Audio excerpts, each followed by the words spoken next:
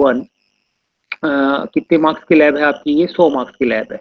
Okay, जिसमें internal marks आपके 60 हैं और एक्सटर्नल 40 है।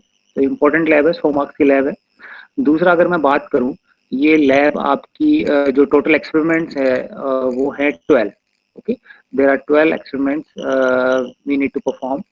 ओके, तो ये 12 के 12 एक्सपेरिमेंट 100% रिलेटेड हैं आपके थ्योरी में। मतलब अगर आप ये 12 के 12 एक्सपेरिमेंट भी कर लेते हो और इनकी थ्योरी भी कर लेते हो तो ये आप थ्योरी में भी पास हो सकते हो, क्योंकि बेसिकली पूरा पूरा सिलेबस दे रखा है आपको डिटेल में आपका मशीन का। तो it is 100% related to your theory subject.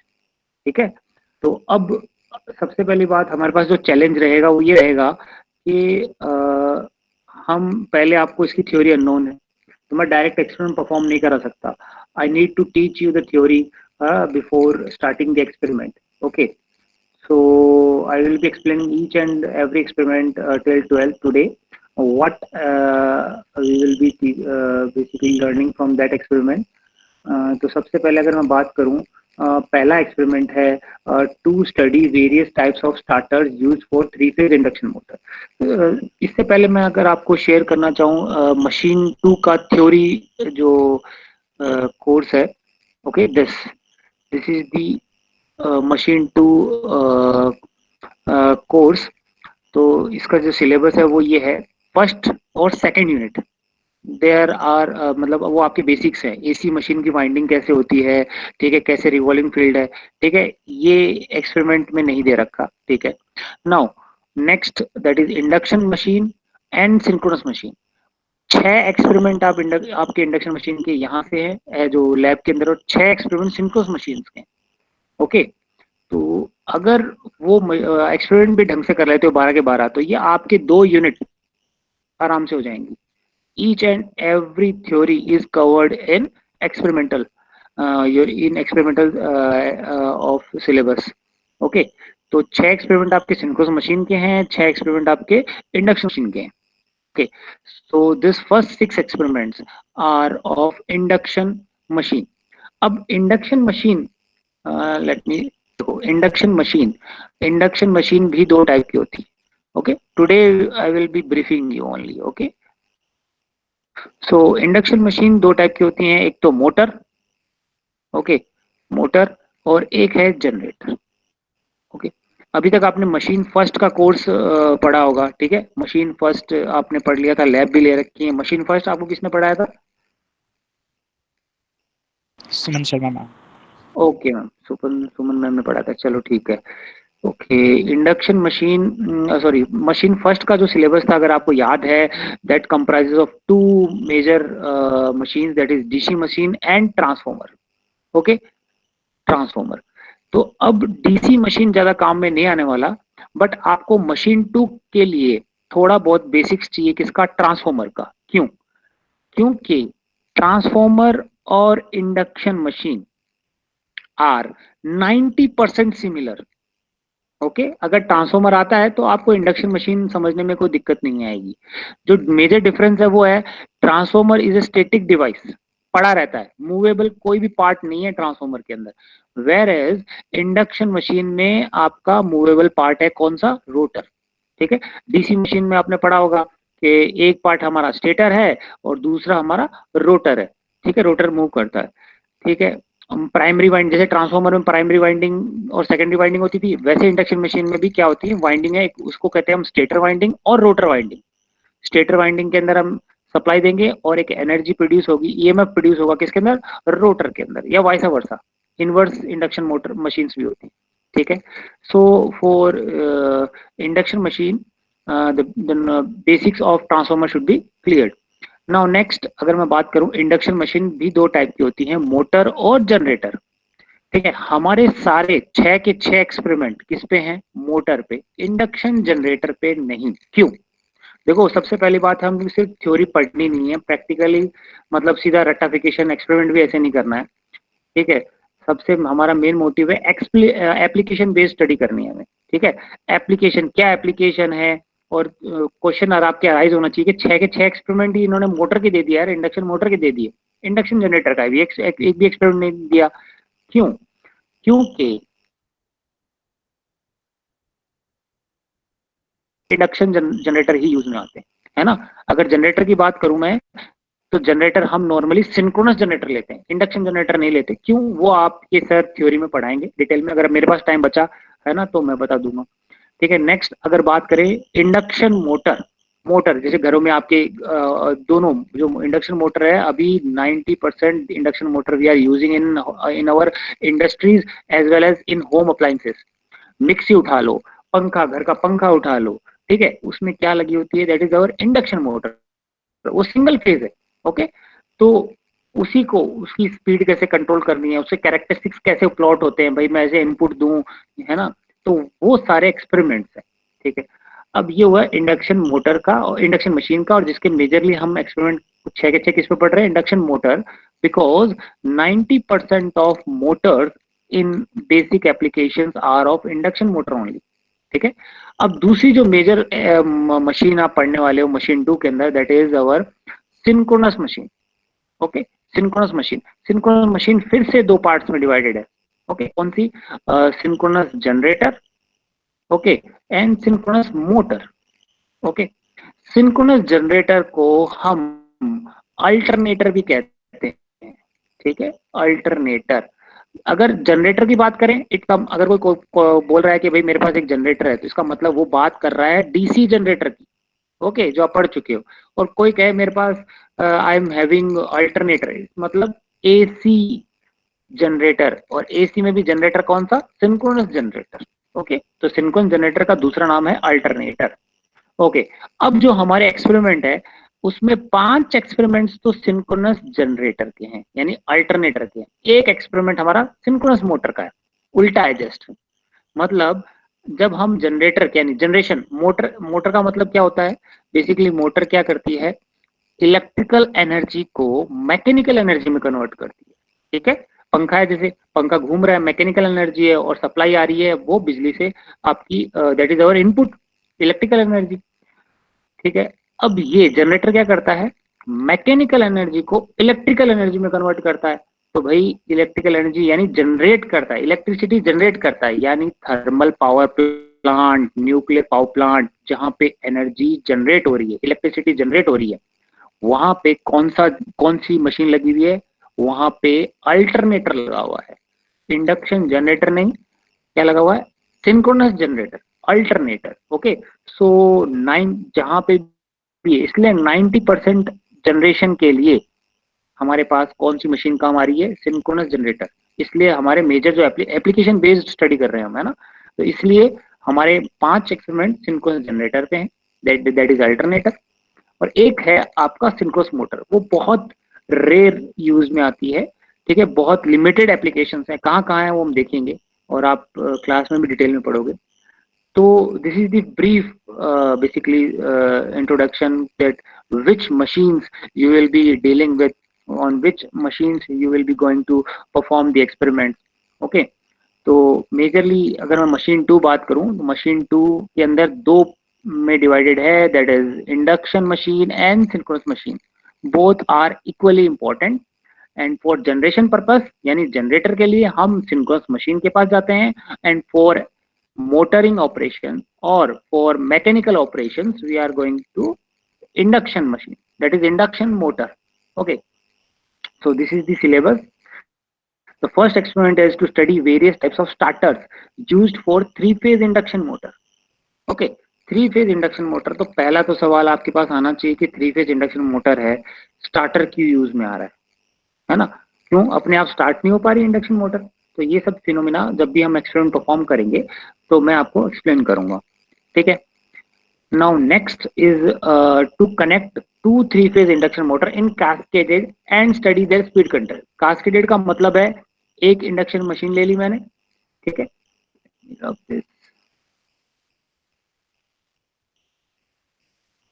Okay, cascaded का कनेक्शन है एक, this is induction machine first. अब इसका जो आउटपुट है उसके आउटपुट पे मैंने दूसरी मशीन लगा दी, this is the cascaded connection. इसका आउटपुट इस मशीन के लिए क्या हो गया, इनपुट। ठीक है, ये बहुत सारी इंडस्ट्रियल एप्लीकेशन में यूज किया जा सकता, करते हैं हम, कहाँ करते हैं हम, जब एक्सपेरिमेंट परफॉर्म कराएंगे तब मैं आपको बताऊंगा, अभी सिर्फ ब्रीफ इंट्रोडक्शन दे रहा हूं मैं आपको। Now the third one is to perform load test on three-phase induction motor and calculate torque, output power, input power, power efficiency, input power factor and slip for various load setting. आपके लिए एक नया parameter है यहाँ pay slip. Slip basically क्या होता है, आप जब तक मैं एक्सपेरिमेंट में कराऊंगा तब तक आप थ्योरी में पढ़ नहीं चुके होंगे, तो इसलिए मुझे बताना पड़ेगा व्हाट इज स्लिप. सो मैं आपको बताऊंगा जब भी हम थर्ड एक्सपेरिमेंट परफॉर्म करेंगे. ये सारी पैरामीटर्स, ये लोड टेस्ट, ये वैसा ही वैसा एकदम सेम एक्सपेरिमेंट है जैसे आपने ट्रांसफॉर्मर पे लोड टेस्ट किया होगा. ठीक है. So induction machine is very much similar to transformer. सिर्फ मूवेबल पार्ट होता है इंडक्शन मशीन के अंदर और transformer is static device. Okay. So जैसा हमने ट्रांसफॉर्मर में हमने आपने लोड टेस्ट करवाया था, वैसे ही हम इसमें मशीन इंडक्शन मशीन के अंदर लोड टेस्ट करेंगे. ठीक है. Fourth, to perform no load and block rotor test, determine the parameter of its equivalent circuit. तो अगर आपको ट्रांसफॉर्मर का इक्विवेलेंट सर्किट याद है, ट्रांसफॉर्मर का इक्विवेलेंट, सो ट्रांसफॉर्मर के इक्विवेलेंट 90% सिमिलर है आपका ये जो इंडक्शन मशीन का. अगर आपको याद हो, मैं फटाफट ट्रांसफॉर्मर का इक्विवेलेंट सर्किट बनाता हूं. देखो फटाफट. This is the primary winding. I am drawing the core component and magnetizing component. Okay, so this again the secondary winding. Okay, so this is the magnetizing component, this is the loss component R0, and this is the primary winding R1. This is XL1 primary leakage reactance. This is R2 dash and this is XL2 dash. देखो फटाफट बना दिया. अब इसके ये equivalent circuit है किसका? Transformer का. और रिफर टू क्या है? Primary. What is R1 and X1? These are primary winding resistance and reactance और leakage reactance. And this R0 and XM आप जानते हो, मैग्नेटाइजिंग कंपोनेंट और ए लॉस कंपोनेंट. ठीक है. एक second, 1 minute.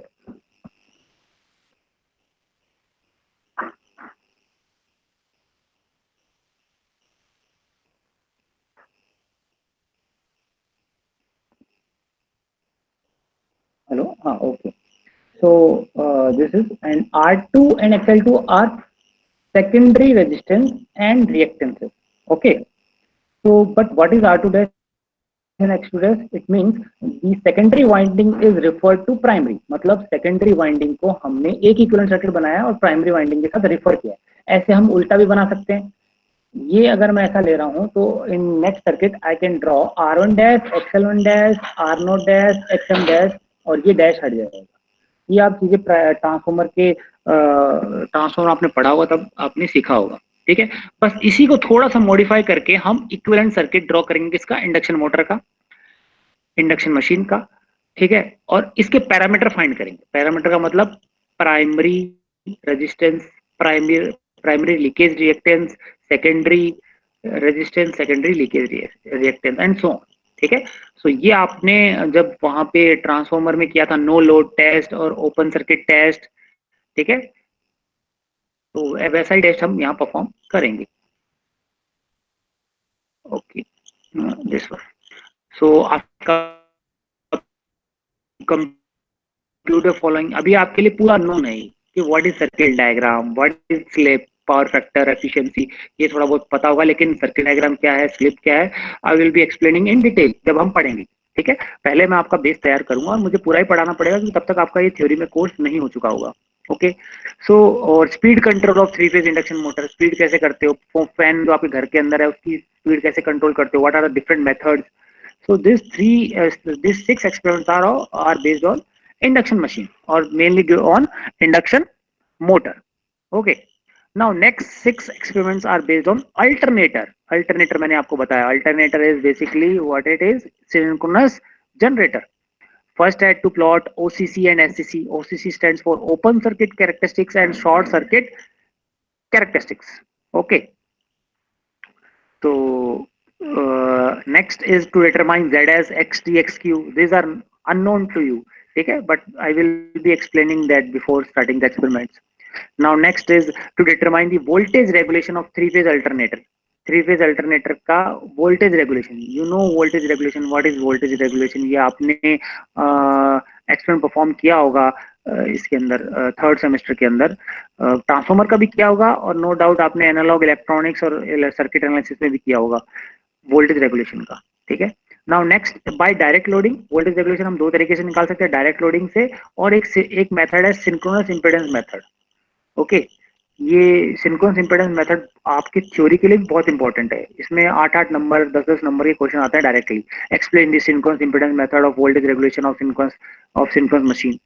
Okay, now next is एक एक्सपेरिमेंट आपका मैंने क्या दे दिया, किसका दिया, मोटर का दे दिया। देखो सिंक्रोनस मोटर के मुझे दो कर्व प्लॉट करने हैं, उसे हम कहते हैं वी कर्व और inverted V curve.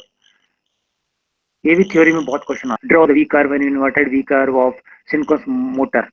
Synchronous generator का भी है, अल्टरनेटर का भी होता है, बट ये ज्यादा इंपॉर्टेंट है यहाँ।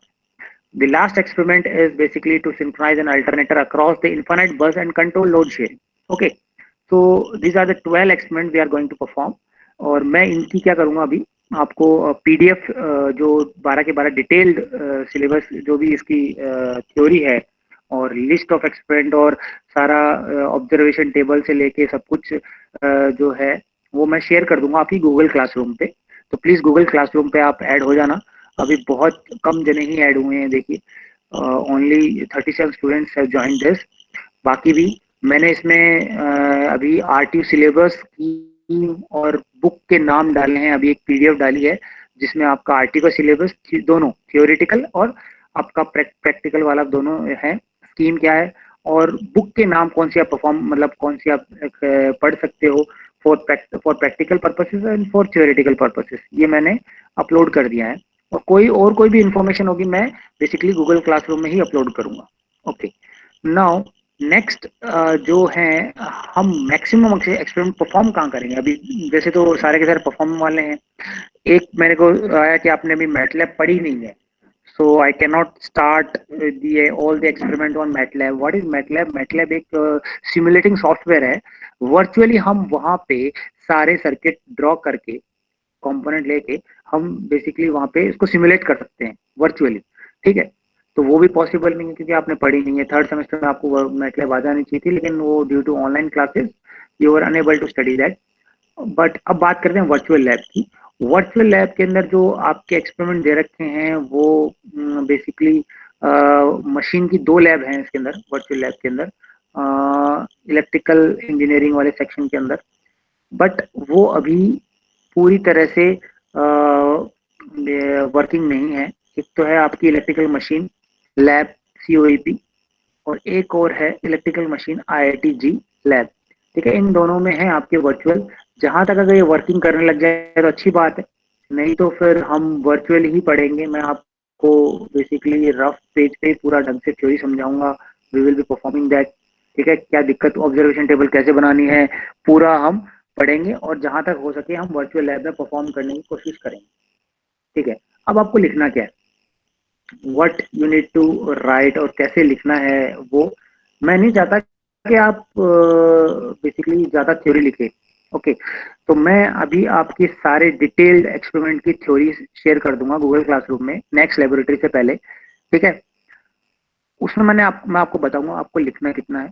Max to max 2 page, 2 page से नहीं, और उस एक पेज पे तो आपकी सिर्फ डायग्राम आएगा, और फर्स्ट पेज में सिर्फ थोड़ी बहुत इंट्रोडक्शन और कुछ ऑब्जर्वेशन टेबल बस। तो मैं नहीं चाह रहा कि भाई ये लेबोरेटरी वाला है तो आप इसको भी लिखने की प्रैक्टिस करते रहो, लेकिन आपके पास होना चाहिए। क्यों? क्योंकि लास्ट में मैं नंबर जो इसके राइटिंग के नंबर हैं आपके 15 नंबर, तो किस बेसिस पे दूंगा, उसी बेसिस पे दूंगा। तो इसलिए मैं कह रहा हूँ कि मैं आपको ज्यादा थ्योरी नहीं लिखवाने वाला आपसे। आपको सिर्फ क्या करना है, कोई भी पेजेस आप ले लीजिए, पेजेस पे एक्सपेरिमेंट नंबर 1 डालिए, वो लिखिए। ठीक है, अपने पास रखिए, तो जब भी अपनी ऑफलाइन क्लासेस वगैरह चालू होंगी तब आप मुझे सबमिट कर देना। और नहीं हो पाती तो उसको आप बेसिकली स्क्रीन उसका फोटो खींच के क्लिक करके आप गूगल क्लासरूम पे अपलोड कर दीजिए, मैं असाइनमेंट दे दूंगा। तो जब भी हम आपको कब तक अपलोड करना है, suppose in next laboratory I will be starting the experiment 1। Okay, तो आपके पास 7 दिन होंगे आराम से। 7 दिन में मुश्किल से 10 से 15 मिनट का टाइम चाहिए आपको उस जो चीज मैं आपको बताऊंगा और क्या लिखना है। ठीक है, सो लेट मी शेयर के आपको मैं बता देता हूँ क्या शेयर करने वाला हूँ मैं आपके साथ। Second.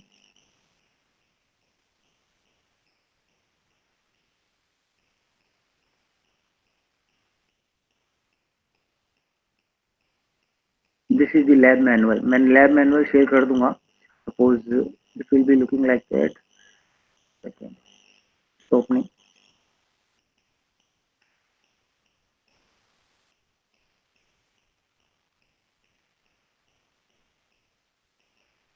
Okay, so this is the first page पे आपके मशीन 2 का पूरा सिलेबस दे रखा है। This is the experiment number 1। Okay, to study construction operation of 3 phase induction motor. ठीक है, तो I will be explaining all that. अब ये कितने पेज का है? ये कम से कम 5 या 6 पेजेस का होगा, बट आपको ये नहीं लिखना है इतना। ठीक है, क्या लिखना है मैं आपको बताऊंगा। So I will be sharing all this. Okay, observation table है, उसमें क्या आनी चाहिए, कैसे हम परफॉर्म करेंगे, ताकि इतना आपको मैं बना दूंगा। जब जैसे ही आप अगर ऑफलाइन क्लासेस 1-2 महीने बाद में चालू होती हैं, तो आप डायरेक्ट इसको परफॉर्म कर सकते हो बिना किसी की हेल्प की। बहुत सिंपल। ठीक है, तो और कोई भी डाउट हो बीच में, आप बीच की क्लास में कहीं भी मेरे को बीच में टॉक सकते हो और पूछ सकते हो, है ना। एक बार नहीं, 2 बार, कितनी बार भी पूछ सकते हो। So this PDF of 50 pages, it comprises of over 12 experiment I will be sharing in your Google Classroom. Okay, so this is how we will be basically performing our experiments। and तो हम next class के अंदर basically पहला experiment पढ़ेंगे, to study various types of starter use for 3 phase induction motor. तो सबसे पहले तो मैं आपको बताऊंगा इंडक्शन मोटर क्या होती है, थोड़ा बहुत ब्रीफ आइडिया दे दूंगा कि भाई इंडक्शन मोटर रन कैसे करती है, वर्क कैसे करती है, स्टार्टर की क्यों जरूरत है, फिर कौन कौन से स्टार्टर्स यूज होते हैं। तो ये पहला एक्सपेरिमेंट आपका परफॉर्म वाला भी नहीं है, लेबोरेटरी में परफॉर्म वाला है ही नहीं, ये आपका स्टडी है। ओके, परफॉर्म वाला सेकंड से चालू होगा। ओके, तो दिस इज, और कोई ज्यादा टेंशन वाली बात नहीं है, आराम से, बहुत आराम से लैब अपने परफॉर्म करेंगे। और कोई भी डाउट हो बिना सोचे समझे आप पूछ सकते हो in the middle of class, या फिर क्लास खत्म होने के बाद में। हाँ बताइए।